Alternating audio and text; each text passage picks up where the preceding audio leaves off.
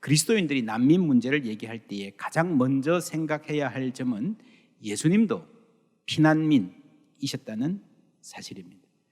태어나자마자 독재자 헤롯의 칼날을 피해서 이집트로 피난 가셔야 했습니다. 나중에도 자기 땅에 사시면서도 여우도 굴이 있고 공중의 새도 깃들일 곳이 있지만 인자는 머리 둘 곳이 없다 말씀하신 나그네의 삶을 사셨습니다. 인생은 아름답다. 슬픈 일이 없어서 아름다운 것이 아닙니다. 이 세상에 근심된 일이 많고 참 죽을 일 쌓였구나 하는 찬송 마지막에 주 예수의 구원의 은혜로다 참 기쁘고 즐겁구나. 할렐루야. 여러분, 죽을 일이 쌓였는데 그 중에서 기쁘고 즐거울 수 있는 게 믿음의 힘입니다. 20절부터 함께 읽습니다. 내가 진실로 진실로 너희에게 이르노니 너희는 곡하고 애통하겠으나 세상은 기뻐하리라. 너희는 근심하겠으나 너희 근심이 도리어 기쁨이 되리라. 여자가 해산하게 되면 그때가 이르렀으므로 근심하나 아기를 낳으면 세상에 사람 난 기쁨으로 말미암아 그 고통을 다시 기억하지 아니하느니라. 지금은 너희가 근심하나 내가 다시 너희를 보리니 너희 마음이 기쁠 것이요 너희 기쁨을 빼앗을 자가 없으리라. 아멘. 너희 기쁨을 빼앗을 자가 없으리라 라고 기쁨을 말합니다. 동시에 너희가 지금은 근심하나 근심할 수밖에 없는 현실을 말합니다. 여러분, 두 가지가 함께 있는 거예요. 근심의 현실, 기쁨의 복음 함께 있는 겁니다. 여러분, 성경은요 둘 다를 말합니다. 어려운 일이 없어서 아름다운 게 아니라는 거죠. 삶은 힘듭니다. 이것은 위대한 진리, 가장 위대한 진리 중 하나입니다. 이 말이 위대한 이유는 우리가 이 진리를 제대로 안다면 우리가 그것을 넘어설 수 있기 때문입니다. 삶이 힘들다는 것을 우리가 안다면, 우리가 제대로 이해하고 받아들인다면 삶은 더 이상 힘들지 않을 것입니다. 삶이 힘든다는 사실을 받아들이기만 한다면 그것이 문제가 되지 않기 때문입니다. 여러분, 고통으로부터 면제된 삶이 있을까요? 평생 아무런 역경, 근심 없이 사는 사람이 있을까요? 현대인들은 옛날 사람, 옛날 아니라 3, 40년 전만 비교해도요 살기 좋아졌습니다. 밥 굶는 사람 거의 없잖아요. 웬만큼 여유 있게 살잖아요.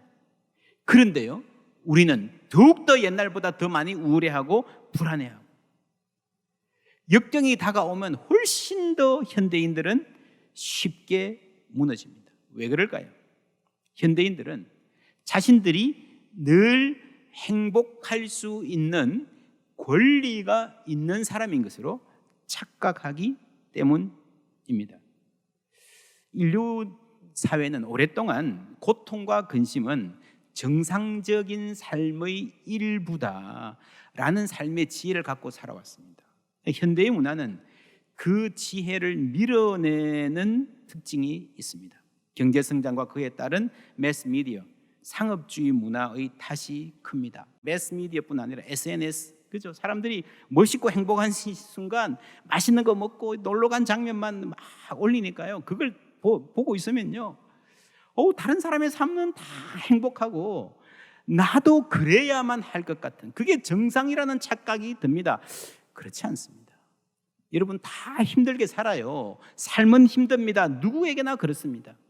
역경은 누구에게나 언제나 일어날 수 있습니다. 우리 중에 늘 행복할 수 있는 권리를 타고난 사람도 없고, 능력이 탁월해서 나에게 주어진 이 행복을 자신의 힘으로 보장해낼 수 있는 사람도 아무도 없습니다.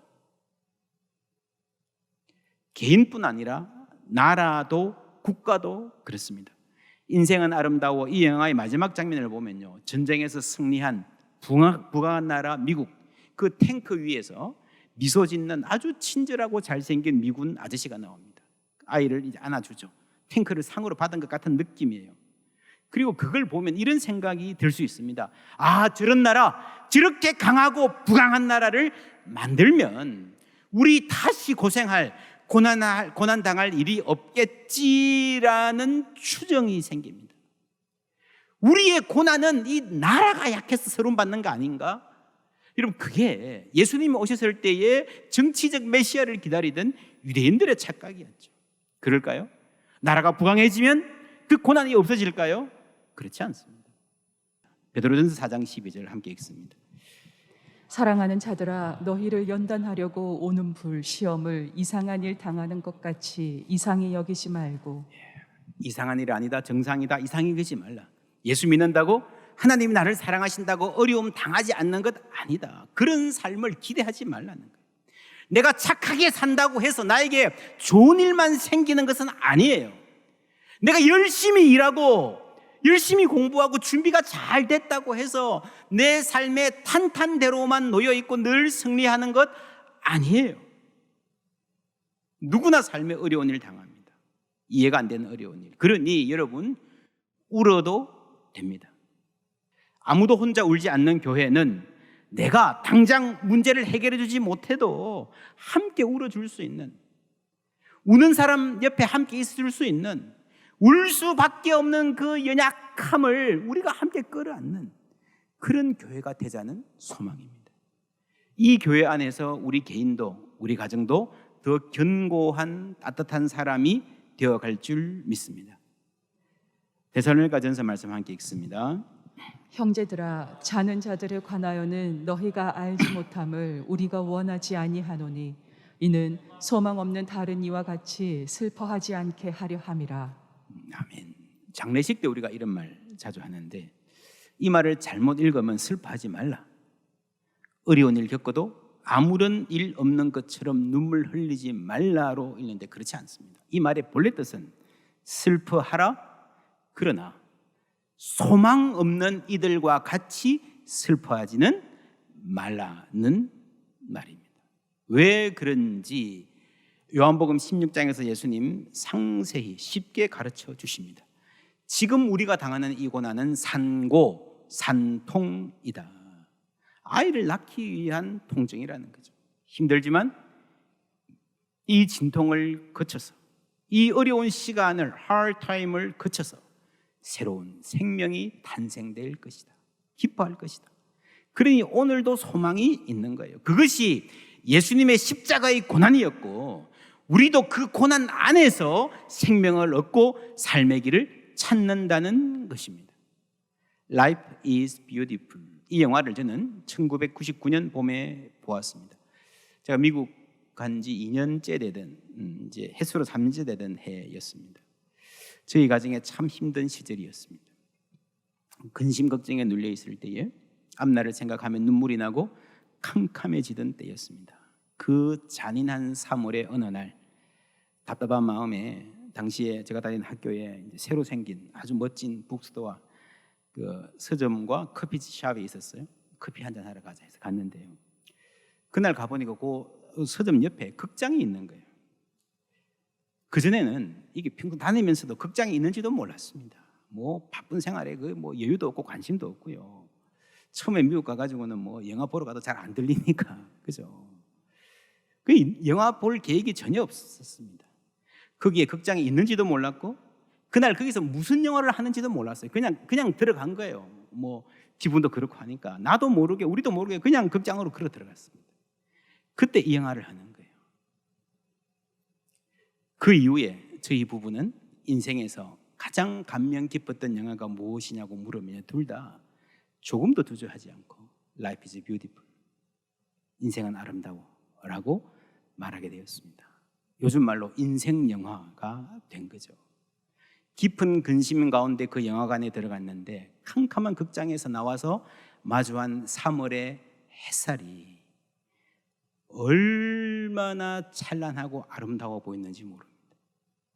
문제는 하나도 해결되지 않았지만 하나님께서 우리와 우리 가정을 빚어가시는 손길이 있구나 하는 것을 느끼게 된 것입니다. 두 이야기의 만남, 영화의 이야기와 우리의 이야기가 만난 거예요. 여러분, 믿음이라는 것이 언제 어떻게 생기는가? 성경의 이야기와 나의 이야기를 만날 때입니다. 두 이야기의 만남.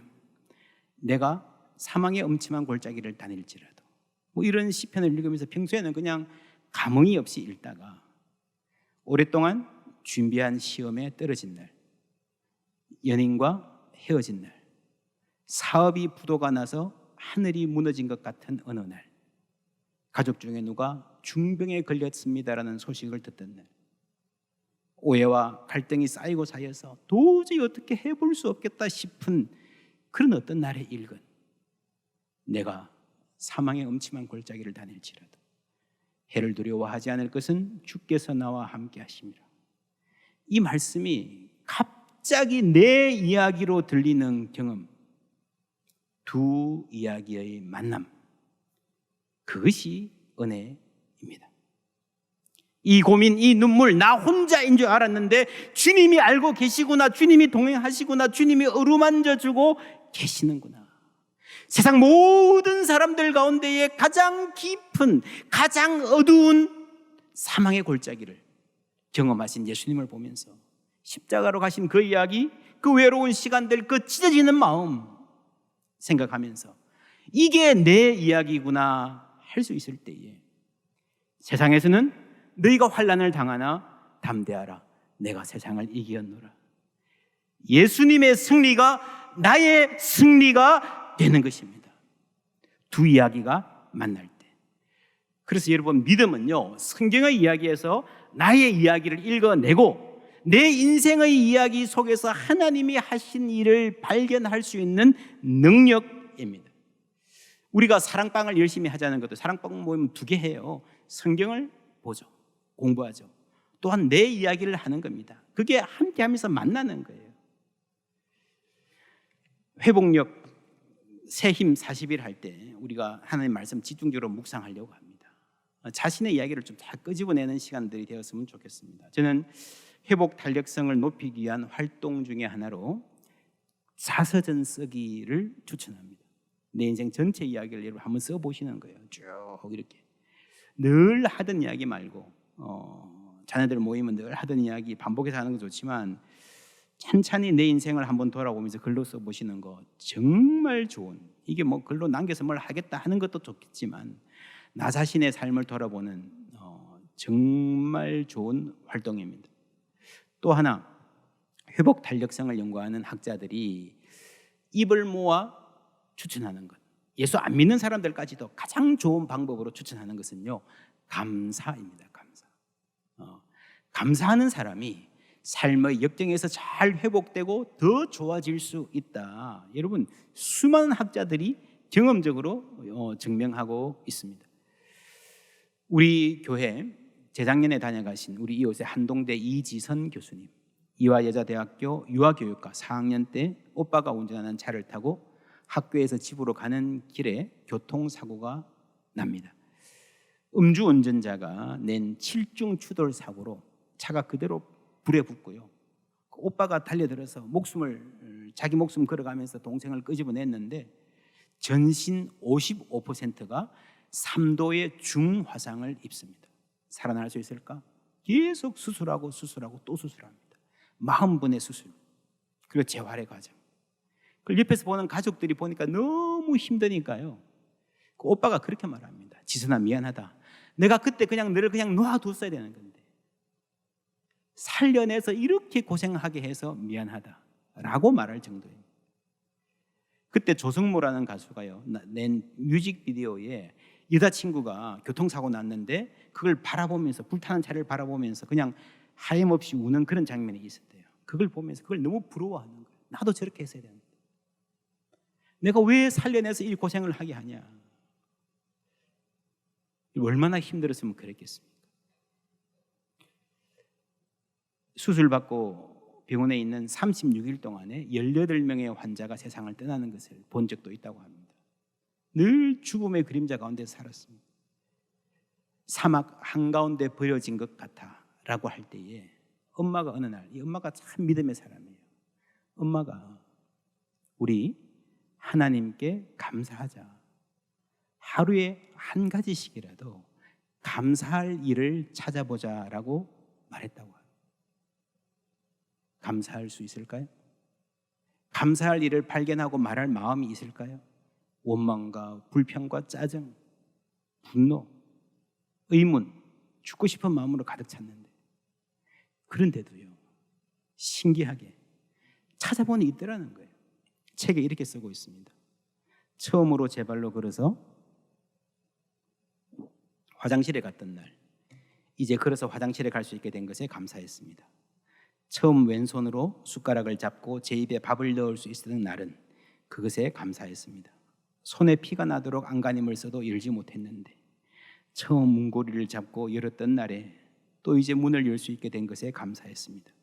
처음 제 손가락으로 환자복 단축구멍 하나를 채울 수 있었던 날, 그날은 그것에 감사했습니다. 그래서 계단 몇 층을 올라가면 그날은 그것에 감사하고, 그런 일도 없는 날에 살아있어서 가족들과 눈 맞추고 목소리를 들을 수 있음에 감사했습니다. 유일하게 하나도 안 다친 부분인 발을 씻으면서는 그래도 씻을 수 있는 발이 있어 감사하다고 엄마랑 웃으며 고백했습니다. 이번 40일 캠페인 하는 동안에 묵상집 나눠도 드리고요, 여러 가지 실천을 했으면 좋겠는데 그중 넘버원, 가장 중요한 게 40일 동안 감사 일기 써보기입니다. 우리도 해보면 좋겠습니다. 하나님이 우리 가운데에, 여러분의 삶 가운데에 일하실 줄 믿습니다. 이 이지성 교수님이 얼마 전에 TV에서 인터뷰한 것을 봤어요. 저는 행복합니다. 삶이 이렇게 행복할 수 있다는 것을 알았으니 참 감사합니다. 근데 그 MC가요, 좀 짓궂은 질문을 했습니다. 이전에 대학 다닐 때 참 예뻤던데 옛날 얼굴로 돌아가고 싶지는 않습니까? 그러니까 이분이 하는 말이 아닙니다. 물론 내가 사고 나기 전의 외모를 회복하고 싶은 마음은 있습니다. 그러나 그런데 그 외모로 내가 지금 깨달은 삶의 기쁨, 감사, 이 행복을 알 수 있다면 단연 돌아가고 싶죠. 그렇지만 나는 지금 내가 받은 이 기쁨을 놓치고 싶지는 않습니다. 저는 지금 이대로 행복합니다. 여러분, 교회 사는 간증도 아니고요, 이게 세상 사람들 대상으로 하는 TV에 나와서 이렇게 이야기했습니다.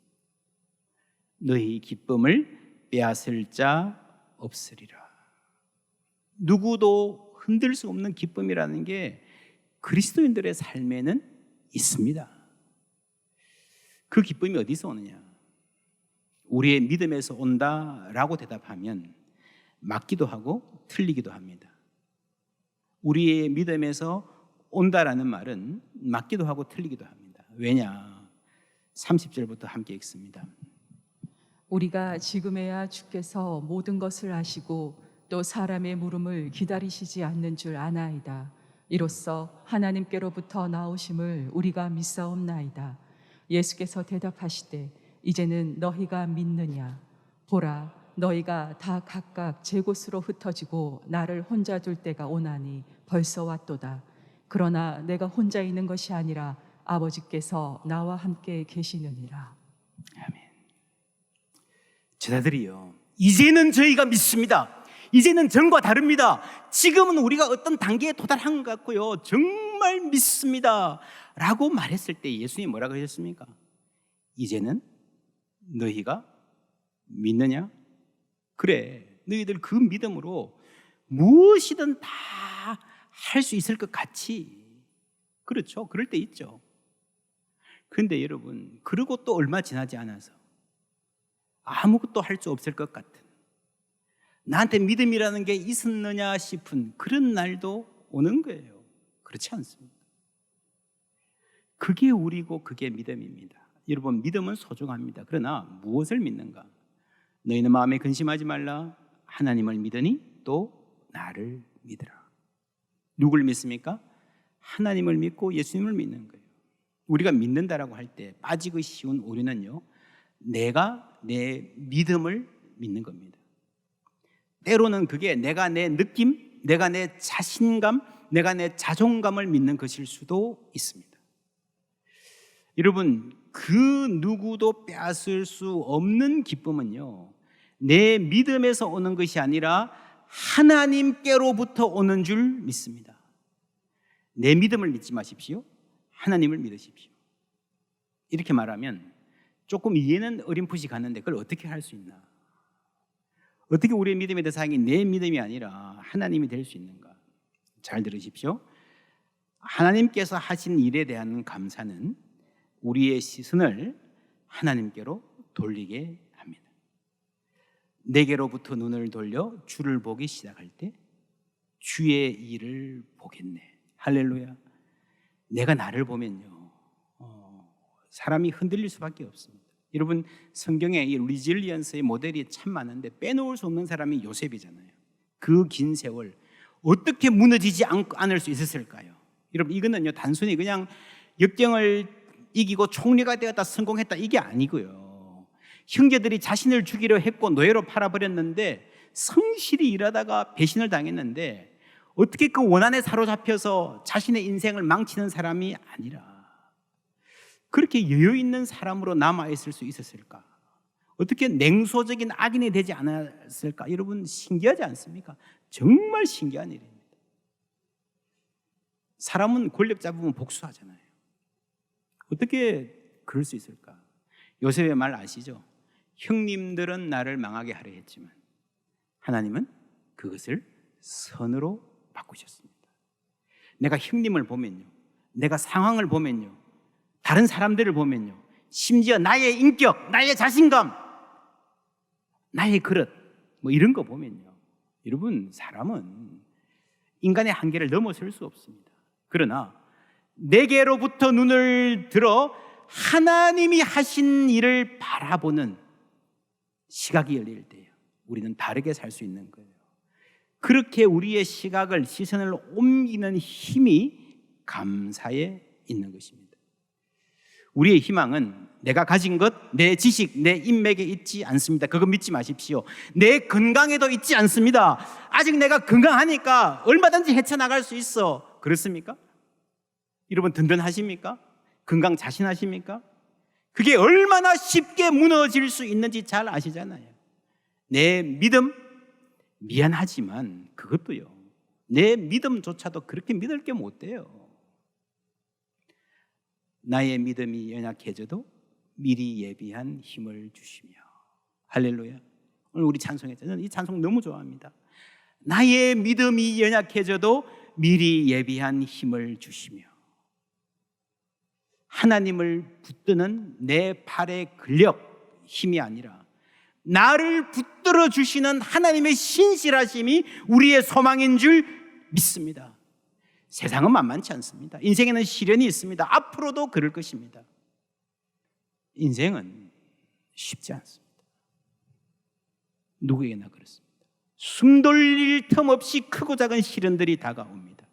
그리고요, 그럴 때에 그 시련, 그 상황보다 더 아픈 것은요, 나를 아프게 하는 것은 실망스러운 나의 모습을 직면하는 것입니다.